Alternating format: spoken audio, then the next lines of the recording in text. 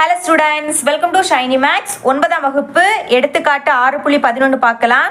sin 64 degree 34 மினிட்ஸின் மதிப்பை காண்க.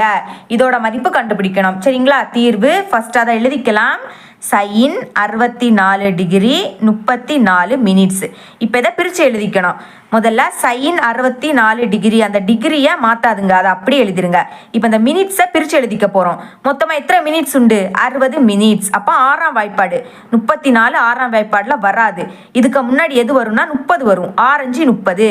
அப்போ 34 30 மினிட்ஸ் கூட்டல் 30 கூட 4 கூட்டுனா எனக்கு என்ன கிடைக்கும்? 34ன்னு கிடைக்கும். அப்போ 34 30 மினிட்ஸ் கூட்டல் 4 மினிட்ஸ் இப்படி பிரித்து எழுதிக்கணும். சரிங்களா?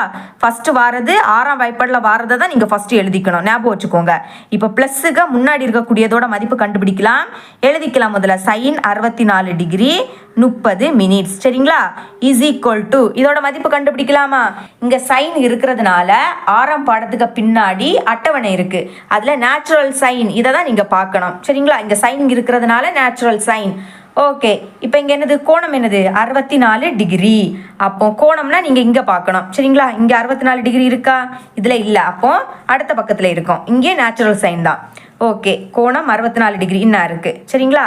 இனிமே மினிட்ஸு 30 மினிட்ஸ். அப்போ பாருங்க, மினிட்ஸ் எல்லாமே மேலே பார்க்கணும். இங்கே 30 மினிட்ஸ் எங்கே இருக்குன்னா இருக்குது. அப்போ 30 மினிட்ஸுக்கு கீழே 64க்கு நியாரா. அப்போ என்னது இருக்குது? 0.9026 எழுதிக்கலாம்.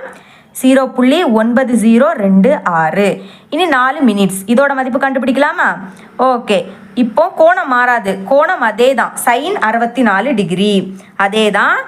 ஆனால் இந்த 4 மினிட்ஸை நீங்கள் பொது வித்தியாசத்தில் தான் பார்க்கணும். சரிங்களா? ஓகே, இங்கே 4 என்ன இருக்குது? 4க்கு கீழே அப்புறம் 64 என்ன இருக்குது? 64க்கு நேரா. அப்போ என்னது இருக்குது? 5 எழுதிடலாமா?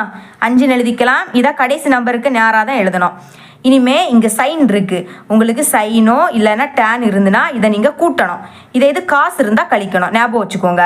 நம்மள இங்கே சைன் இருக்கிறதுனால கூட்டலாம். 6 5 கூட்டினா 11. அப்போ 1 பாக்கி 1.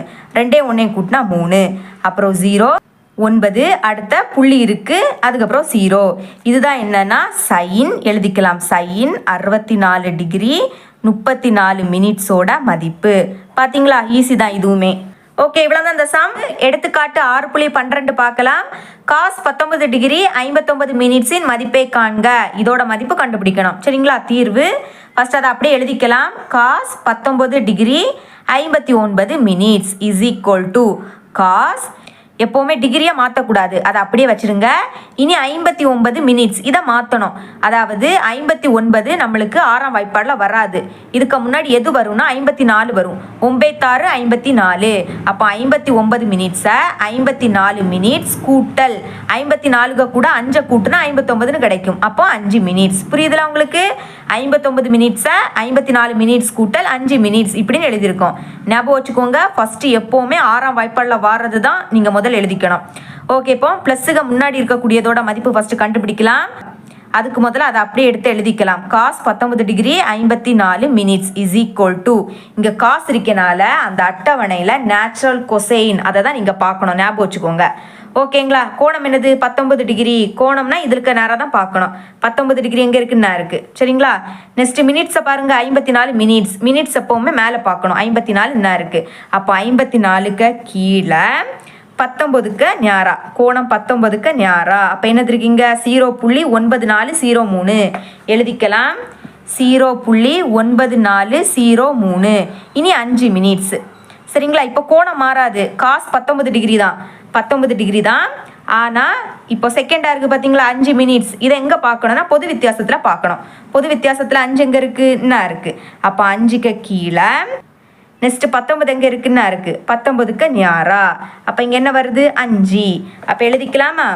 5. இப்போ பாருங்க, இங்கே காசு இருக்கனால இதை நீங்கள் கழிக்கணும். ஞாபகம் வச்சுக்கோங்க. இது எது சைனோ டேனோ இருந்துன்னா நீங்கள் கூட்டணும். கழிக்கலாமா? கடன் வாங்கலாம். இது இப்போ 13 ஆகிடும். இது 9 ஆகிடும். இது 3 ஆகிடும். 13லேருந்து 5 கழிச்சா 8. அடுத்த 9, அப்புறம் 3, அடுத்த 9, அப்புறம் புள்ளி இருக்குது, நெக்ஸ்ட்டு 0. இதுதான் என்னன்னா காஸ் 19 டிகிரி 59 மினிட்ஸோட மதிப்பு. பார்த்தீங்களா? ரொம்பவே ஈஸி தான். இவ்வளோ அந்த சம். இது எடுத்துக்காட்டு 6.13 பார்க்கலாம். tan 70 டிகிரி 13 மினிட்ஸ் இன் மதிப்பை காண்க.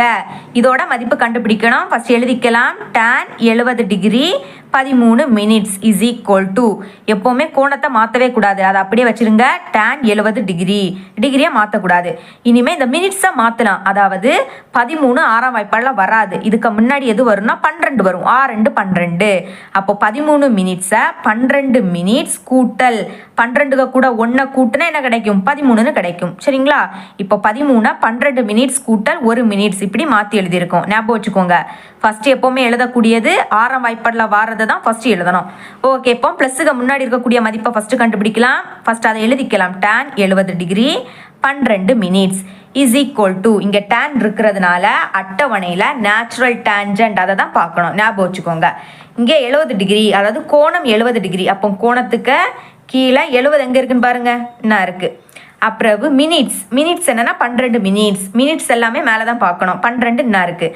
அப்போ 12 மினிட்ஸுக்கு கீழே நெக்ஸ்ட்டு 70க்கு நியாரா என்ன வருது? 2.7776 எழுதிக்கலாமா?